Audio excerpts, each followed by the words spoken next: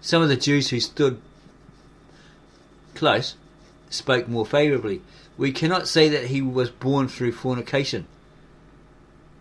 We should prove. But we know that his mother, Mary, was betrothed. She's fiancée to Joseph, right? She's going to marry him eventually. And so he was not born through fornication. Then said Pilate. Okay, so that you see their logic and common sense, their reason, right? Okay, well, there's a man and a woman. She's to be his wife. Maybe he married her and then she had this child. Okay. Or something like that. Okay. She was found to be with child. Then said Pilate to the Jews who affirmed him to be born, that Jesus was born through fornication. Right? Adultery, etc. Like Joseph and Mary were married. Or someone else had his way with you. This, your account is not true, seeing there was a betrothment and they testify who are of your own nation. Okay, so Pilate said to the Jews who affirmed to him that Jesus was born through fornication, your account's not true, seeing there was a betrothment, like, you know, she was Joseph's fiancée, he's going to marry her, he's promised to her, whatever, however you put it, as they testify who are of your own nation, the fellow Jews, right? So your testimony is a lie. It's not true that he was born out of fornication. Annas and Caiaphas spoke to Pilate. All this multitude of people, crowds of people, is to be regarded who cry out. Listen to these people, right? Take notice of them. They're crying out that he was born through fornication. And it's a conjurer. It's a bunch of parrots following suit, right? Getting on the bandwagon. And they're saying, oh, he's a magician, etc. One who mucks around with the devil, who calls up spirits and gets them to do this, do their bidding, and all that sort of stuff. They who deny him to be born through fornication are his proselytes and disciples. So they're believers in him. They're the ones that pass on his teachings. They've learnt from him, you know. So they're basically his bros. Okay, they're his people in that sense, because they're believers. They believe in him. Pilate answered Annas and Caiaphas, who are the proselytes? They answered, they are those who are the children of the pagans and are not become Jews, but followers of him. So they keep lying. Eh? They're trying to get Jesus, right? They're trying to pin something on him so he'll go down.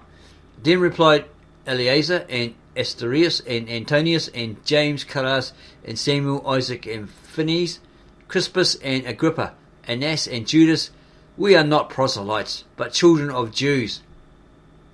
Okay, we're Jews and speak the truth, and were presented when Mary was betrothed, when she was there. Okay, through that ceremony, the Jewish ceremony, promised to Joseph, who's supposed to marry, all this sort of stuff. Then Pilate, addressing himself to the 12 men who spoke this, said to them, I, by the life of Caesar, I prod you to verify that, you know, through your faith, declare whether he was born through fornication, not born through fornication, and all these things that you're saying in response to these Pharisees is actually true. They answered Pilate, we have a law whereby we are forbid to swear, or take an oath, right? It being a sin, let them swear by the life of Caesar, that it was not as we have said, and we will be contented to be put to death. Okay, if they're lying, and you find out that, you know, they're lying and they admit to lying, but they've lied, then yeah, we're ready to go to our death.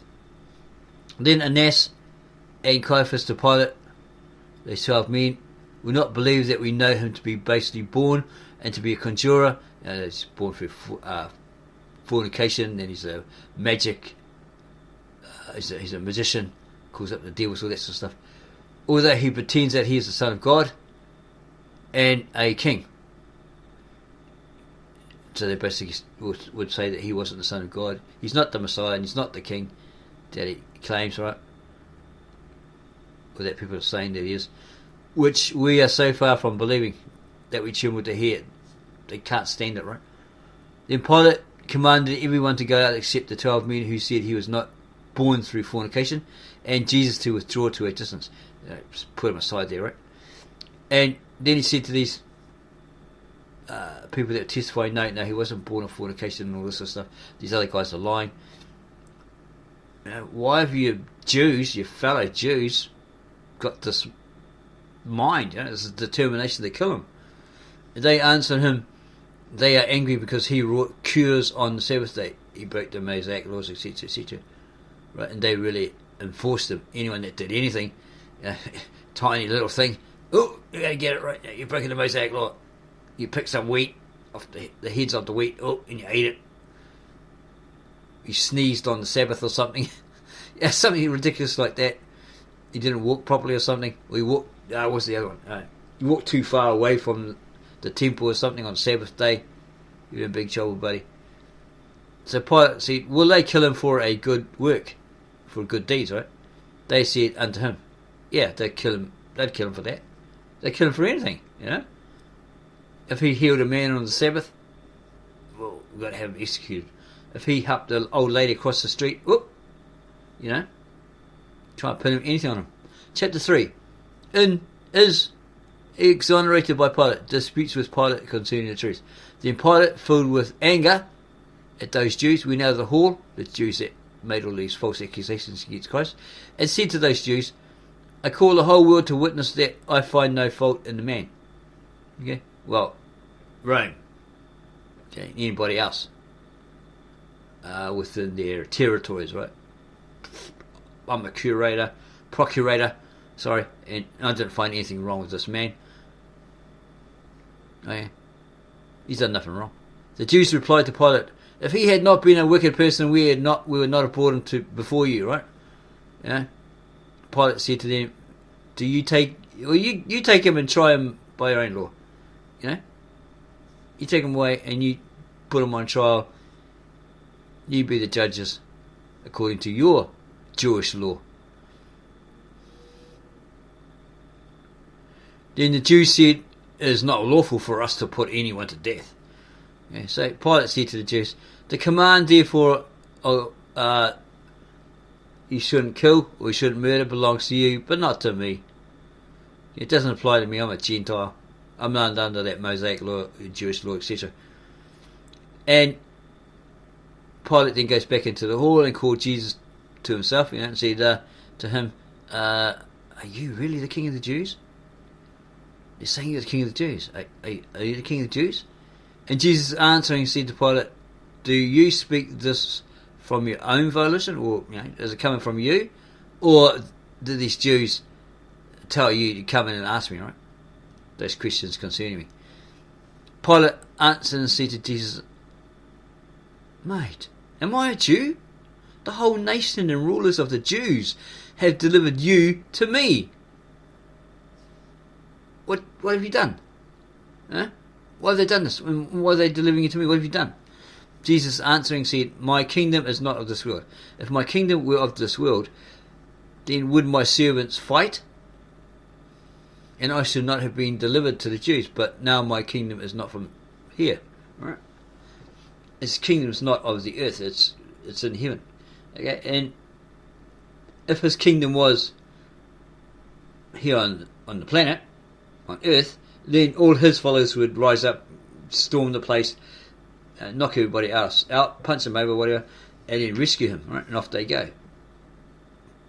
Okay, because he's a king, and they try to keep that kingdom going. Right? If he's a king, you need a king for the kingdom, right? But that's why he said, I'm not a king of this world. My kingdom is in heaven. Okay.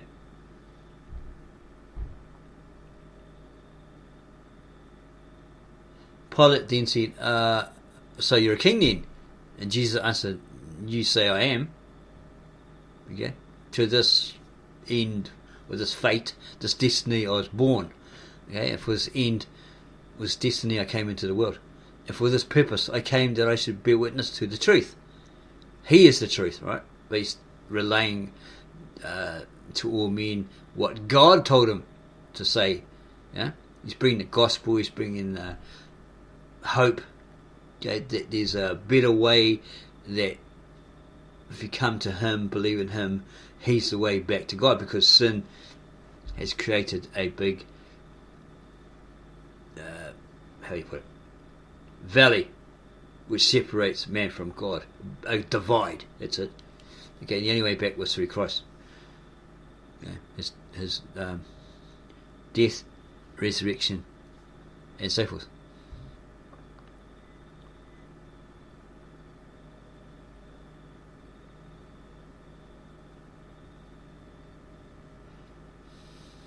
For this purpose he came into the world, that he should bear witness to the truth. And everyone who is of the truth hears his voice. They listen to him, right? They embrace him, they accept him, they believe in him as that truth. Pilate said to him, "What is truth?" Or what is the truth?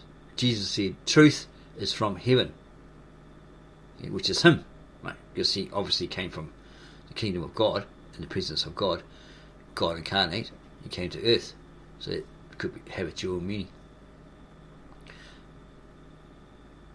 Pilate, or singular meaning, right? Like, all truth is the kingdom of God. But then it could have a dual meaning, like we said. He is that truth, because he came down from heaven to earth, and he'll return after his mission's over, right? His death and resurrection and ascension back to sit at the right hand side of God the Father. And then Pilate questioned him and says, "Okay, so truth, therefore truth isn't on the planet, on earth?" And Jesus said to Pilate, "Believe that truth is on earth among those who, when they have the power of judgment, are governed by truth and form right judgment."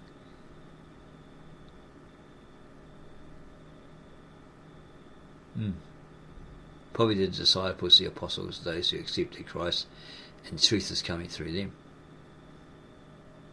And they got that power of judgment to decide, okay, this is wrong, this is unrighteous, this is ungodly, wicked, etc. You shouldn't be doing that, you should be doing this. Yeah. This is what you're meant to do. This is the true way. Chapter 4. Pilate finds no fault in Jesus. The Jews demand his crucifixion. Then Pilate left Jesus in the hall and went out to the Jews and said, "I find not one fault in this man. I don't see anything wrong with this man. He hasn't done anything wrong." The Jews said unto Pilate, "But he said, I can destroy the temple of God and in 3 days build it up again." What blasphemy! It's taken 40 years or whatever to put it up together. How can you knock it down and in 3 days build it up? Impossible. Pilate said to them, "What sort of temple is that which he spoke of?" The Jews said to him, "That which Solomon took 46 years in building. He said he would destroy it and in 3 days build it up again." He told us he's going to destroy it and you build it up. He'll build it up in 3 days again. And Pilate said to him, "I am innocent from the blood of that man. I'm not going to shed his blood because of you." Okay?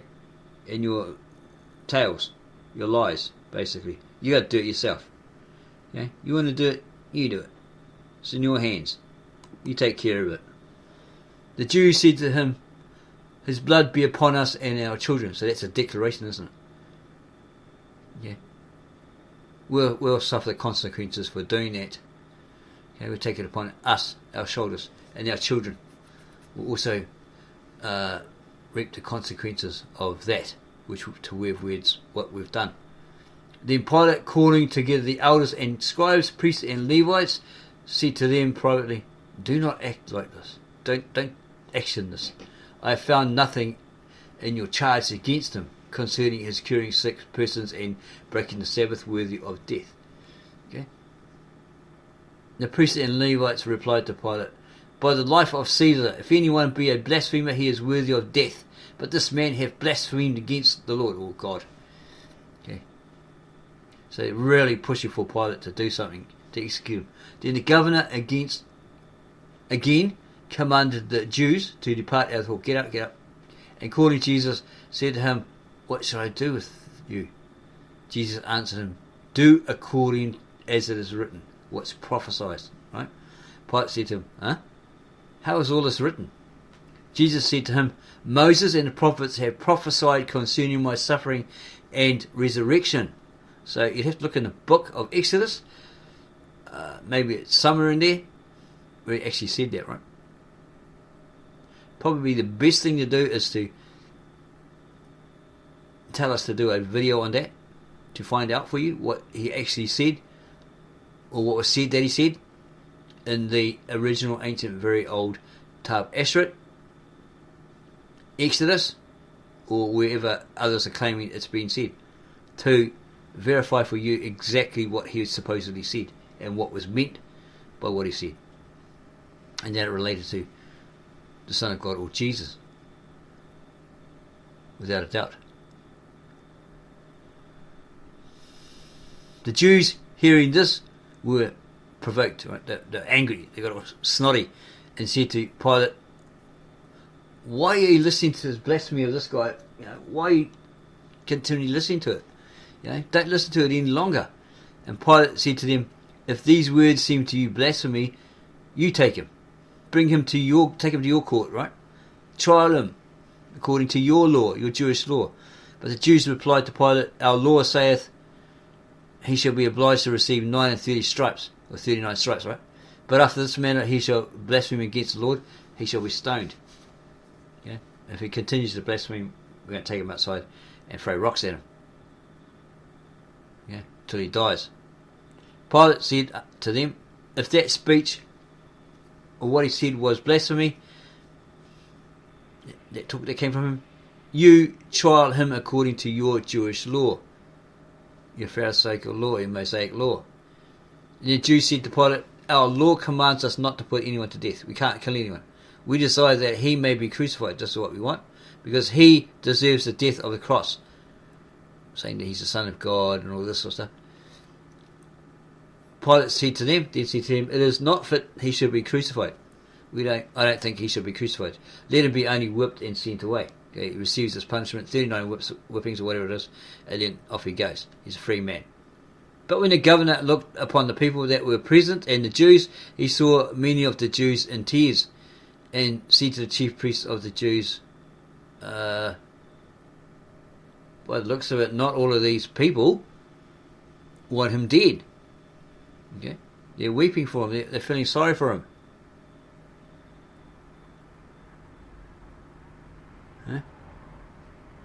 The elders of the Jews spoke to Pilate. They replied, right? We and all the people came here for this very purpose, that he should die. Because you'd have half the people behind him, right? Because they weren't believers, they didn't like him, whatever. They had different reasons. And you had these Pharisees which were pushing it, trying to get the people behind him, right? To have Jesus killed. Okay, and there was a lot of those who believed in him, right? They loved him, right? They were in tears and all this sort of stuff, right? He's innocent. How could you do this? We don't want him to die. We don't want his death. Or possibly when they heard the Jews say, let the consequences be upon us and our children, our descendants, right? They're like, why should we have that burden? You're the ones wanting to kill him, crucify him, so put it on your own back, and then maybe that's why they're in tears as well. It could be various reasons here.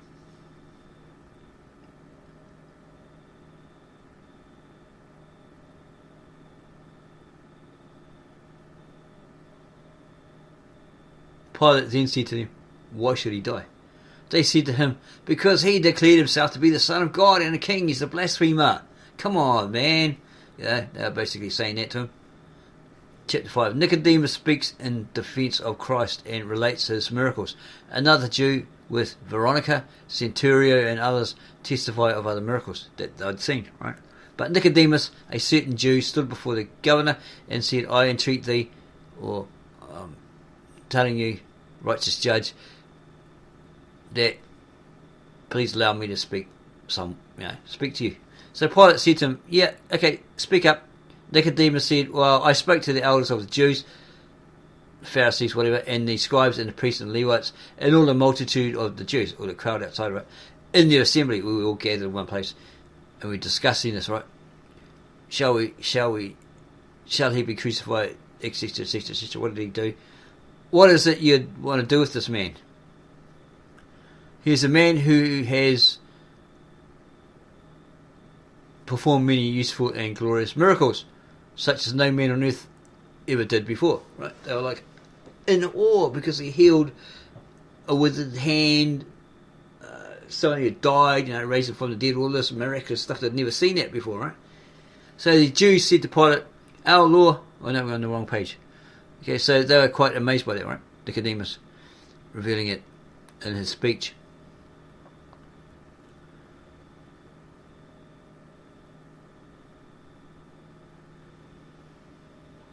Okay, where were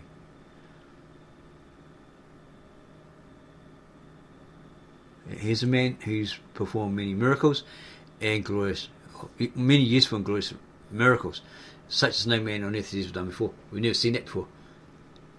Or never ever. Others will never ever duplicate what he did, what we saw him do. Let him go and don't do any harm. If he comes from God, his miracles, his miraculous cures will continue. But if from men, they'll come to nothing. He'll just be another wannabe. People forget about him. He'll be on his way. People forget about him. You probably won't hear of him anymore. Thus Moses, when he was sent by God into Egypt, wrought the miracles which God had commanded him. Okay. He performed these miracles that God had commanded him. He was a stutterer, so Aaron was speaking on his behalf. He just did the miracles, right? Threw his staff down and it turned into a crocodile, whatever. The plagues, all that sort of stuff. He did them before Pharaoh, king of Egypt.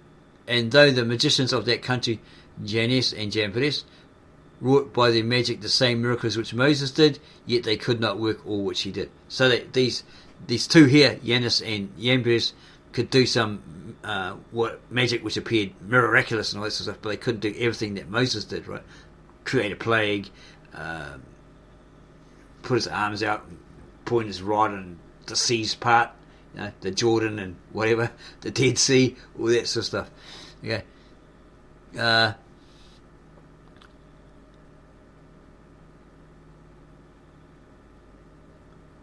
And the miracles which the magicians did were not of God, as you know, scribes and Pharisees, but they who performed these or these minor miracles, or these couple of miracles, they're gone. Okay, and all those who believed in Jannes and Jambres, they're gone, right? Okay, so down here in the footnotes it's got, these are mentioned also as the names of the magicians, 2 Timothy 3:8. Okay, so there's people in their day, Jannes and Jambres, that did this magic. They probably were deceiving, something like that, and then they perished, they died, or whatever. And the people that saw it and believed that they were magicians could do miracles, they're long gone as well. So let this man go, because the very miracles for which you accuse him of are from God, okay, and he is not worthy of death. The Jews then said to Nicodemus, have you all of a sudden become his disciple, and now you're in his favour, and you're making all these talks and these speeches in his favour, because you just suddenly become this instant disciple? Nicodemus said to them, is the governor become his disciple also, and does he make speeches for him? Like the Pilate is saying, well, I find nothing wrong with this man. I don't find him guilty or anything. What's he done wrong? So wouldn't they put the same thing on him? Oh, did you suddenly become a disciple, Mr. Pilate? Oh, he's done some trickery on you, and he's convinced you to convert and be one of his disciples, one of his followers.